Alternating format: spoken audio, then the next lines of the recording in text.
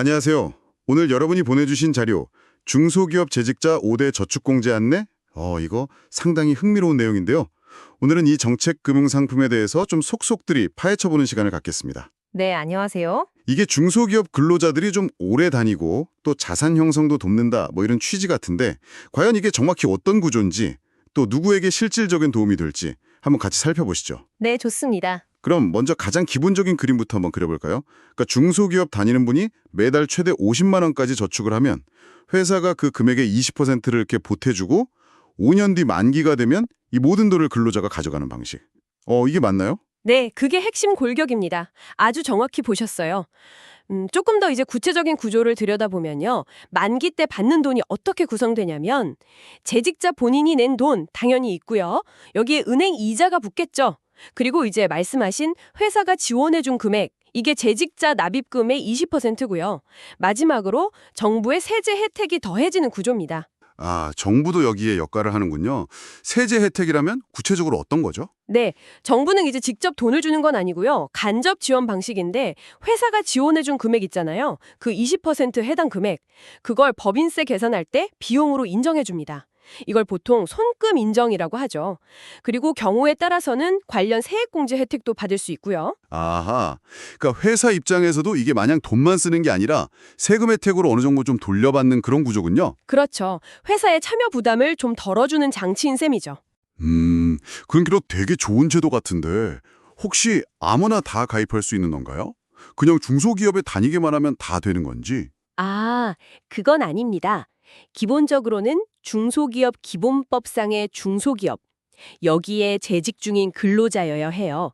그래서 안타깝지만 중견기업이나 대기업 근로자는 해당이 안 됩니다. 그렇군요. 중소기업 기준 확인이 중요하겠네요. 네. 그리고 납입 금액은요. 재직자 본인이 월 10만 원에서 50만 원 사이에서 10,000원 단위로 자유롭게 정할 수 있어요. 선택의 폭이 있네요. 네. 그리고 회사는 재직자가 내는 금액의 정확히 20%, 그러니까 월 2만 원에서 최대 10만 원 사이겠죠. 이걸 1,000원 단위로 맞춰서 지원하게 됩니다. 예를 들면 제가 만약 30만 원을 낸다면 회사는 6만 원을 지원해 주는 거고요. 네, 맞습니다. 딱 그렇게 계산됩니다. 알겠습니다. 그럼 조건이 맞는 근로자라면 가입 절차는 어떤가요? 좀 복잡하진 않을까요? 절차 자체는 생각보다는 간단합니다. 우선 회사가 먼저 움직여야 하는데요. 중소기업진흥공단, 줄여서 중진공이라고 하죠. 중진공이랑 우리 회사 직원들 위해서 이 지원금 내겠다는 협약을 먼저 맺어야 하고요. 아, 회사가 먼저 나서야 하는군요. 네. 그 후에 이제 근로자가 중진공의 가입 승인을 받아서요. 지정된 은행, 지금 자료를 보면 IBK 기업은행이나 하나은행 이 두 곳인데요. 거기서 전용 계좌를 만들면 됩니다. 납입은 보통 자동이체로 하고요. 그렇군요. 은행은 기업은행이랑 하나은행 두 곳이고요. 자, 이제 여기서부터가 진짜 궁금한 부분인데요. 이 제도를 통해서 그럼 회사랑 근로자가 얻는 구체적인 이득, 뭐가 있을까요? 회사 혜택부터 좀 더 자세히 알려주시죠. 아까 세금 혜택 말씀해 주셨는데 혹시 더 있나요? 네네. 아까 말씀드린 대로 회사가 내는 지원금 전액을 비용으로 인정받아서 법인세 절감 효과가 있고요. 이게 기본이고요. 여기에 더해서 이 지원금이 혹시 연구 인력 개발비 세액공제 대상이 될 수도 있어요. 오, 연구 인력 개발비요? 네. 만약 해당된다면 당기에 발생한 지원 금액의 25% 또는 전년 대비 증가분의 50%를 세액에서 직접 공제받을 수 있거든요. 그러니까 연구개발 인력이 많은 기술 기반 중소기업한테는 이게 꽤 큰 추가 혜택이 될 수 있겠죠. 와, 그건 정말 상당한데요. 그리고 은행별로도 기업에게 주는 혜택이 좀 달라요. 자료에 보면 기업은행은 뭐 관련 펀드를 조성한다거나 온라인 법정 의무 교육 무료 지원, 컨설팅 같은 걸 제공하고요. 하나은행은 대출 받을 때 금리를 좀 깎아주거나 외환 수수료 감면 같은 금융 지원을 해준다고 나와 있네요. 기업 입장에서는 확실히 참여할 만한 유인이 있네요. 여러 가지로. 그렇죠. 달전이 좋은 일 한다는 걸 넘어서 실질적인 이득이 있도록 설계한 거죠. 근데 사실 뭐니 뭐니 해도 핵심은 근로자잖아요. 5년이라는 시간이 짧은 건 아닌데 그동안 꾸준히 저축해야 하는 거니까요.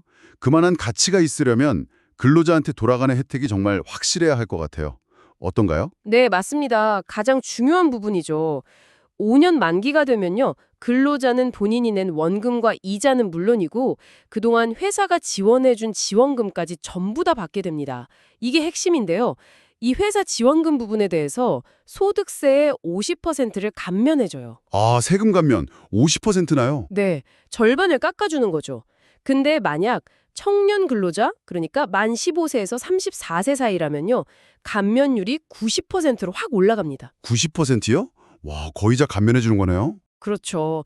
예를 들어서 5년간 회사가 총 600만 원을 지원해 줬다고 하면 일반 근로자는 이 600만 원에 대한 소득세의 절반만 내면 되고 청년은 10%만 내면 되는 거죠. 세금 부담이 크게 줄어드는 거예요. 이야, 이건 정말 큰 혜택인데요. 특히 청년들에게는요. 네. 그리고 여기에 더해서 은행별로 제공하는 개인 혜택들도 있어요. 기업은행 같은 경우는 뭐 가계다출 받을 때 금리나 수수료 좀 깎아주고 복지모 같은 거 이용하게 해주고 하나은행은 금융수수료 면제나 환전할 때 환율 우대 그리고 단체상해보험 무료 가입 같은 걸 지원한다고 하네요. 아, 부가적인 혜택들도 쏠쏠하군요. 네, 그래서 이런 혜택들이 이제 나에게, 그러니까 근로자 본인에게 얼마나 필요한지, 매력적인지 따져보는 게 중요하겠죠. 네, 정리해보면 근로자 입장에서는 꾸준히 저축하는 습관조 들이면서 회사 지원금이라는 추가 수익, 거기에 세금 혜택, 그리고 은행 부가 서비스까지. 꽤 괜찮은 패키지 같은데요.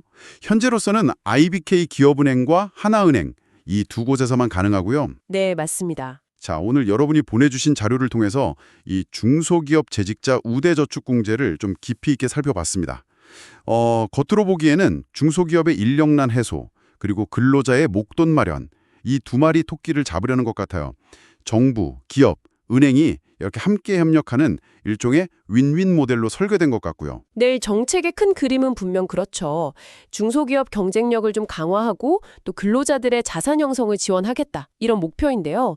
근데 여기서 우리가 한 걸음 더 나아가서 생각해 볼 지점이 있는 것 같아요. 어떤 점일까요? 과연 이 제도가 5년이라는 기간 설정, 그리고 20% 매칭이라는 이 구조를 통해서 정말 중소기업의 그 고질적인 인력 유출 문제를 완화하고 또 근로자들 간의 자산 격차를 줄이는데 얼마나 좀 근본적인 영향을 미칠 수 있을까? 이 부분이죠. 아, 현실적인 효과에 대한 질문이시군요. 네, 특히 요즘처럼 이직이 좀 잦은 시대에 5년 만기라는 조건이 과연 얼마나 많은 근로자들에게 현실적으로 매력적으로 다가갈 수 있을지 이 부분은 한번 좀 곱씹어 보시면 좋지 않을까 싶습니다. 네, 정말 의미 있는 질문을 던져주셨네요. 5년이라는 시간, 그리고 20%라는 비율, 이게 과연 충분한 유인책이 될 수 있을지 오늘 귀한 자료 덕분에 이 제도에 대해서 명확하게 이해하고 또 더 생각해 볼 거리를 얻는 유익한 시간이었습니다.